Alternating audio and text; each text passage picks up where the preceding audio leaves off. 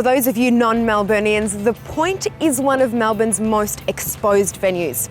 With its location overlooking Albert Park Lake and the home of the famous Formula One Grand Prix, many celebrities have actually dined here. Now, only the best dining experience would be sought after by these famous faces, and that's exactly what you can expect when you reserve yourself a table right here.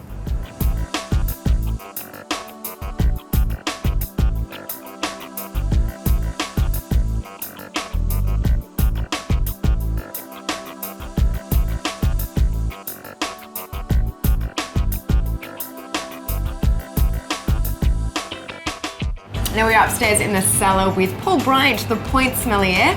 Now, Paul, what a great place this is. What kind of functions are you running in here? We do anything from degustations up to 10 courses. We also allow people to bring their own wines sometimes if we like them. If you like them? Yeah. Great. Okay. Scott will actually match food to their wines which they bring. So, sure. Yeah. Excellent. Now, I've noticed you've picked 3 wines here. Now, these are your favourites from Australia and around the world? Yeah, well, there's actually 2 are from France, and they're probably regarded as some of the best wines in the world. So it's more of a trophy to have these wines. Mm-hmm. We've got Domaine della Romani Conti, which is the Romani Conti. That's on our list for about 14,000, I think. Wow. Then we've got the same vineyard, Domaine della Romani Conti, and this is the Montrachet Chardonnay, and this is Pinot. And then this is a Spanish wine. The grape variety is Mencia. It's a different grape variety. It hits your mouth in a different way, so it's a bit of fun. And that's only $60. So. It's time to have a chat with executive chef Scott Pickett, who secured his first job with his mentor Philippe Mouchel at restaurant Paul Bocuse and started his love of French cuisine. Scott travelled to Europe to feed his passion for classical French cooking, spending 3 years at the internationally renowned restaurant, The Square in Mayfair, London. Thanks for joining us on City Life, Scott. No problem. Now, can you please explain what inspirations you draw upon when you're creating different dishes season after season? Okay, well, basically, Colette, we sort of work out what's in season at the moment, and so obviously it's autumn right now. We've sort of moved away from our light to summer dishes, and just before we get into our really heavy winter dishes, I really like this time of year.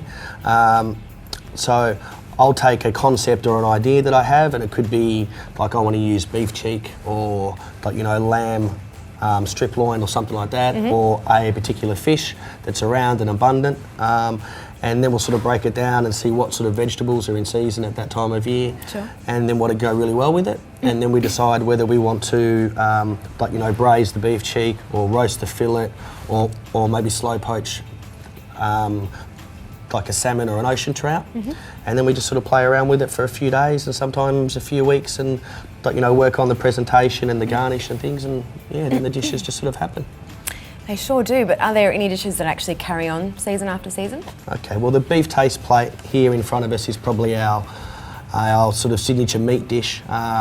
It came about because there were a lot of customers that questioned the difference between grass-fed meat and grain-fed meat. Sure. So we wanted to put it all on one plate so that in one sitting they could sort of taste like the different in texture and flavour. Now let's get down to business, shall we? Can you run through what you prepared for us? Okay, so today we'll start off here is the butter poached marron with a foie gras parfait, Ossietre caviar and a sauterne reduction. Now, the beauty of this dish is it's salty, it's sweet, it's sour, and there's different textures going through too. There's a couple of little apple jellies in there and some brioche crumbs just on top. The second dish here is our house-cured, air-dried and salt-cured Wagyu strip loin. It's cured in a salt mix for 26 hours and then rinsed and air-dried for about 3 or 4 days. So it's similar to bresaola. Sure.